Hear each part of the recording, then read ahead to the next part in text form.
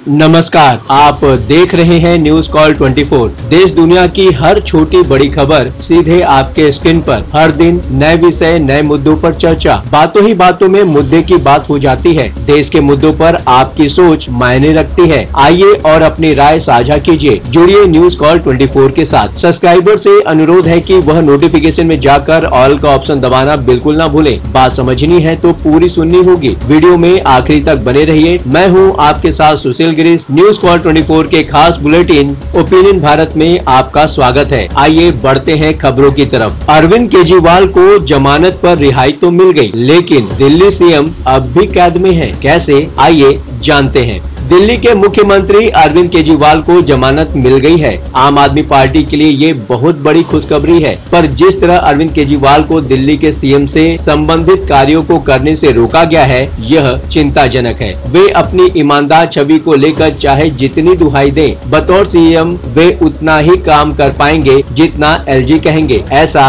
इंतजाम supreme court ने किया है। दिल्ली के मुख्यमंत्री अरविंद केजरीवाल को सुप्रीम कोर्ट से बड़ी राहत मिली है। करीब 156 दिनों के बाद वो जेल से बाहर आ सकेंगे। शराब घोटाले में उन्हें सीबीआई के केस में सुप्रीम कोर्ट ने जमानत दे दी है, जबकि ईडी के मामले में उन्हें पहले ही जमानत मिल गई थी। आम आदमी पार्टी नेता और केजरीवाल मंत्रिमंडल में पूर्व डिप्टी सीएम रहे मनीष सिसोदिया ने उनकी रिहाई को सत्य की जीत बताया है। पर जब सीएम को न साइन करने का अधिकार मिला है और न ही अपने ऑफिस जाने का, तो जाहिर है कि सवाल तो उठेंगे ही कि किस बात के हैं सीएम। आम आदमी पार्टी के लिए यह भी बहुत शर्मिंदगी की बात है कि केजरीवाल की रिहाई के लिए 10 लाख का मुचलका भरना पड़ा है। मतलब अभी भी साफ है कि कोर्ट को अभी भी कुछ संदेह है, पर कुछ भी, केजरीवाल की रिहाई पार्टी के लिए अब बहुत जरूरी हो गई थी। आम आदमी परिवार के सबसे बड़ी खुशखबरी की बात यह है कि अब उनके परिवार का मुखिया रिहा हुआ है।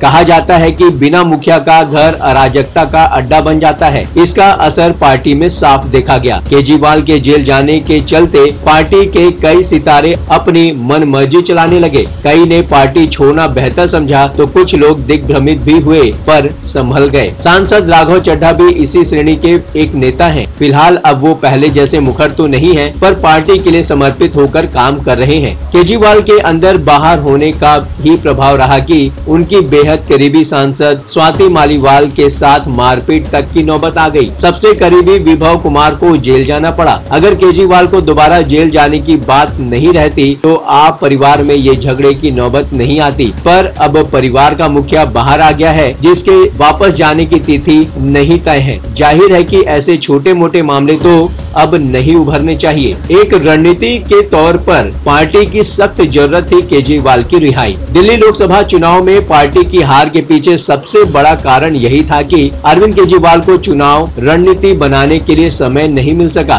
इसका नुकसान साफ देखा गया। दरअसल दिल्ली में आम आदमी पार्टी के वोटर्स और केजरीवाल के जेल जाने से उपजी सहानुभूति को वोट में बदलने के लिए कुशल रणनीतिक योजना की जरूरत थी, जो केजरीवाल की अनुपस्थिति के चलते काम नहीं कर सकी। केजरीवाल को प्रचार का मौका जरूर मिला, पर चुनाव जीतने के लिए उतना समय काफी नहीं होता। केजरीवाल के बाहर आने से हरियाणा विधानसभा चुनाव और आगे दिल्ली विधानसभा चुनाव की रणनीति तैयार करने में पार्टी को मदद मिलेगी। हरियाणा विधानसभा चुनाव के लिए बस 2 हफ्ते रह गए हैं। आम आदमी पार्टी ने यहाँ सभी सीटों पर उम्मीदवार खड़े कर दिए हैं। केजरीवाल की पत्नी सुनीता केजरीवाल लगातार हरियाणा में रैलियां करके आम आदमी पार्टी की अलख जगाए हुए थी। अब केजरीवाल अपने धुआंधार प्रचार से अपने उम्मीदवारों में उम्मीद जगा सकेंगे। पार्टी का वोट प्रतिशत लोकसभा चुनाव में करीब 3.5% तक पहुँच चुका था। अब जेल से रिहाई के बाद जाहिर है उनकी बात का असर बीजेपी विरोधी वोटों पर काफी असर डालेगा। इसमें कोई दो राय नहीं हो सकती कि केजरीवाल के कैंपेन का असर कांग्रेस के लिए बड़ा खतरा साबित होने वाला है। कांग्रेस के स्थानीय नेता जो आम आदमी पार्टी से गठबंधन करने में पार्टी की भलाई समझ रहे थे, उनके माथे पर भी जरूर सिकन आ गए होंगे। पर दिल्ली सीएम के रूप में अरविंद केजरीवाल के हाथ बंधे रहना चिंताजनक है। अरविंद केजरीवाल को जमानत देते हुए सुप्रीम कोर्ट ने कुछ शर्तें भी लगाई हैं। जमानत के लिए उन पर वही शर्तें लागू होंगी जो ईडी के मामले में जमानत देते हुए लगाई गई थी। जेल से बाहर आने के बाद केजरीवाल किसी भी फाइल पर दस्तखत नहीं कर पाएंगे। इसके साथ ही उनके दफ्तर जाने पर भी पाबंदी रहेगी। इतना ही नहीं, इस मामले में वो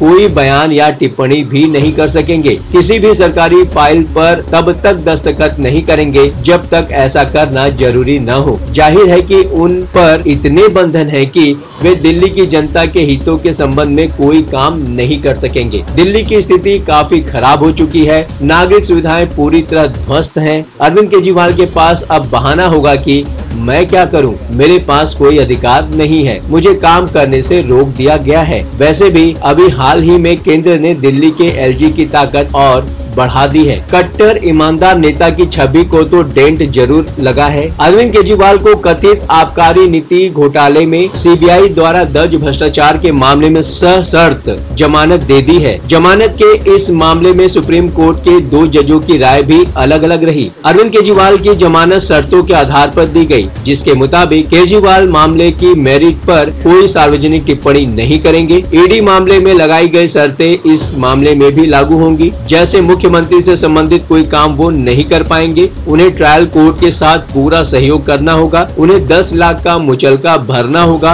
इस तरह की शर्तें और मुचलका आदि बताता है कि न्यायालय ने उन्हें अभी भी निर्दोष नहीं माना है। राजनीतिक विश्लेषकों का मानना है कि कोर्ट को अब भी संदेह है कि कहीं न कहीं शराब घोटाले में गड़बड़ियां हुई हैं। फिलहाल आम आदमी पार्टी के समर्थकों के लिए तो वे अब भी दुनिया के सामने सबसे ईमानदार नेता रहेंगे, पर राजनीति केवल समर्थकों के बदौलत नहीं चलती। राजनीति में नए संपर्क बनाना ही सबसे बड़ी राजनीतिक उपलब्धियां होती हैं, जो अभी तो आम आदमी पार्टी के लिए दूर की कौड़ी है। अरविंद केजरीवाल को जमानत मिल गई। अब देखना ये है कि हरियाणा चुनाव में अरविंद केजरीवाल की जमानत का क्या असर होता है। आगामी चुनाव में दिल्ली विधानसभा चुनाव भी है, वहाँ की रणनीति अरविंद केजरीवाल क्या बनाते हैं। क्या इस बार फिर अरविंद केजरीवाल आम आदमी पार्टी को दिल्ली में बहुमत दिला पाएंगे। अब आपकी बात नहीं रहेगी अनसुनी। आपका मुद्दा, आपकी बात, आपकी आवाज, हमारा मंच। न्यूज कॉल 24 अपने सभी सब्सक्राइबर के लिए लेकर आया है